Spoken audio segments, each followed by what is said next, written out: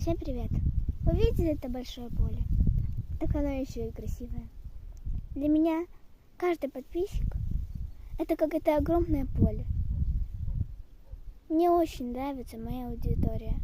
И я очень люблю поле. Разве кто не любит? Смотрите, какое оно красивое.